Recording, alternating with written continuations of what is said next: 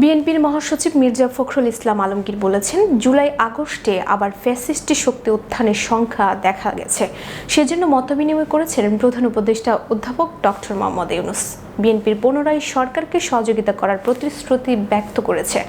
বুধবার দুপুরে রাজধানীর গুলশানে বিএনপির চেয়ারপারসনের কার্যালয়ে জাতীয়তাবাদী ক্ষুদ্র জাতিগোষ্ঠী দলের সঙ্গে বৈঠক শেষে সাংবাদিকদের সঙ্গে কথা বলার সময় তিনি এসব কথা জানান। এর আগে উদ্ভূত পরিস্থিতিতে গতকাল রাতে প্রধান উপদেষ্টার সঙ্গে বিএনপি সহ 4টি রাজনৈতিক দলের নেতাদের বৈঠক হয়েছে।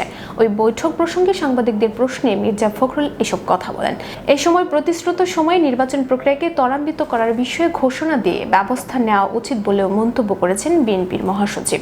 সরকারের সমালোচনা করে মির্জা ফখরুল বলেন, সরকারের সবচেয়ে বড় সমস্যা অভিজ্ঞতার অভাব। তাদের মধ্যে ইগো কাজ করে। তবে সরকারের দুর্বলতাকে বড় করে না দেখে তাদের সদিচ্ছাকে বড় করে দেখা উচিত। দ্রুত নির্বাচনের মাধ্যমে রাজনৈতিক সরকার গঠন হলে সমস্যাগুলো কমে আসবে। এনসিপির ওপর হামলা কিংবা সচিবালয়ে প্রবেশ করে বিশৃঙ্খল পরিস্থিতি সৃষ্টি করা নির্বাচন বানচালের চক্রান্ত হতে পারে বলেও মন্তব্য করেছেন তিনি। আমাদের অ্যাক্টিং চেয়ারপারসন, আমাদের চেয়ারপারসন খালেদা জিয়া সবাই শোক জানিয়েছেন এবং এই পরিবারগুলোর সঙ্গে সমবেদনা জ্ঞাপন করেছেন।